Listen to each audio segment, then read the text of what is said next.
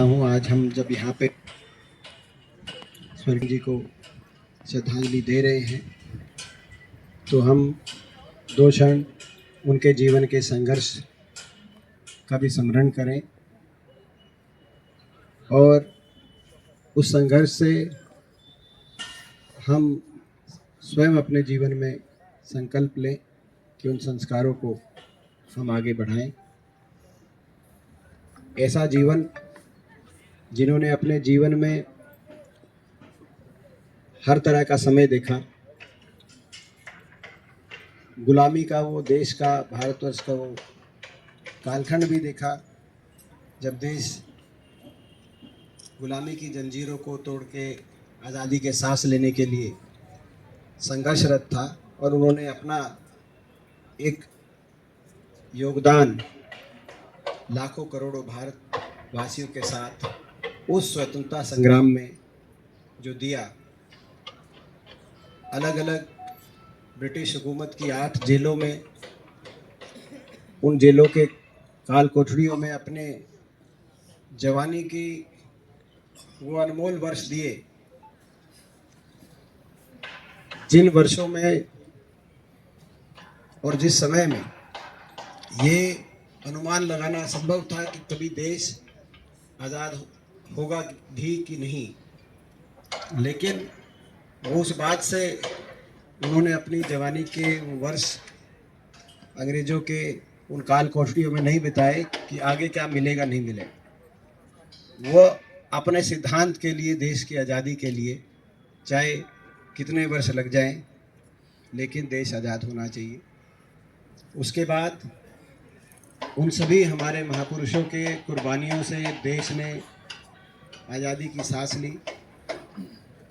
और जब देश को आगे बढ़ाने की बात आई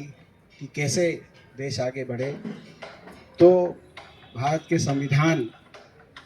की रचना में बाबा साहब अम्बेडकर जी के नेतृत्व में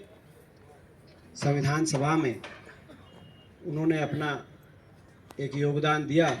जो हमारे देश की नींव रखने का काम उस योगदान ने किया। चाहे वो किसान को न्यूनतम समर्थन मूल्य की सबसे पहली बार वकालत की बात हो संविधान सभा में, चाहे हरियाणा अलग प्रदेश बने सबसे पहले उसकी आवाज़ उठाने की बात रही हो,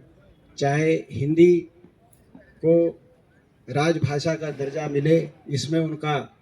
एक अतुल्य योगदान हो संविधान सभा में, चाहे गौ रक्षा पे डायरेक्टिव प्रिंसिपल बने, उसमें उन्होंने अपने विचार रखे हों। संविधान सभा में अलग अलग विषयों पे जो उन्होंने अपना योगदान दिया वो हमेशा देश के इतिहास में याद रखा जाएगा। और उसके बाद देश के निर्माण में पंजाब का जब हम हिस्सा थे उस समय भाखड़ा नांगल की बात हो, चाहे रोहतक मेडिकल कॉलेज की बात हो, यहाँ पर उस समय मेडिकल कॉलेज रोहतक में लाने की बात रही हो, बड़े बड़े विकास के स्तंभ उसमें जिस सोच के साथ हमारा देश चला था, तो देश के निर्माण में शुरुआती वर्षों में, शुरुआती दशकों में चौधरी साहब का जो योगदान रहा, मैं कुछ भी करके 2 मिनट में उस योगदान को न्याय नहीं दे सकता, लेकिन आज उनको हम याद करते हैं, उनको नमन करते हैं और उन आदर्शों को, उन संस्कारों को स्थापित किए जिसकी वजह से आज तक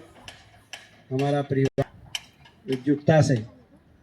देश सेवा में, समाज सेवा में और एक होकर कदम आगे बढ़ाते हैं। मैं समझता हूँ कि ये इस तरह के संपूर्ण महापुरुष थे जो हमारे दिलों में उनका स्थान ईश्वर से कम नहीं थे। तो उनको आज हम श्रद्धांजलि देते हुए आप सब यहाँ पहुँचे, आप सबका हृदय से आभार व्यक्त करते हुए, और आज क्योंकि गुरु रविदास जी की भी जयंती है, एक बहुत ही अद्भुत संयोग है, तो आज गुरु रविदास जी के चरणों में भी हम नमन करते हैं। आप सबका बहुत बहुत धन्यवाद। आप सबसे यह आग्रह है